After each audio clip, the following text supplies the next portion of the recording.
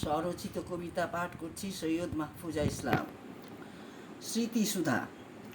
কয়েক বছর হয়ে গেল তুমি নিয়েছ চিরবিদায়, বিশ্বমাঝারে খুঁজিয়া বেড়ায় তোমাকে দেখিতে না পায়।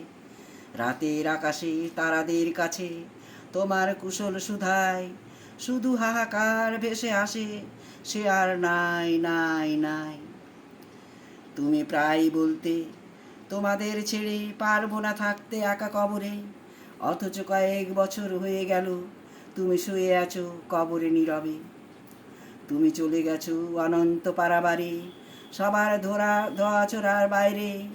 আমি পড়ে আছি হাজার ব্যথা বেদনা শুয়ে একেলা তোমার ঘরে। তুমি ভালো থাকো দোয়া করি প্রতিদিন নামাজ পড়ার পরে, খোদার অসীম করুণা ধারা ঝরে পড়ুক তোমার মাথার উপরে। সেই দিন স্নানের জন্য গরম জল দিতে গেলে মুখপানে চেয়ে বলেছিলে, হে মোর দরদিনী। সেটি ছিল তোমার শেষ কথা, কোনোভাবে সেটা বুঝতে পারিনি।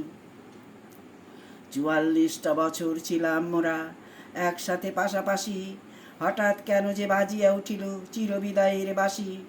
কথা ফুরালো, দৃষ্টি হারালো, স্পন্দন গেল থেমে, ঘোর অমানিশা আমার জীবনে হঠাৎ আসিল নেমে। স্মৃতি ভারাক্রান্ত হৃদয় নিয়ে পড়ে আছি এইখানে, জানি না কখন দেখা হবে মোর আবার তোমার সনে। কবিগুরুর ভাষায় বলি, ঝরা পাতা শুধু ঝরে যেতে পারে, সব হতে পারে বিতগামী, সবাই তোমারে ভুলে যেতে পারে, ভুলিতে পারি না আমি। ধন্যবাদ।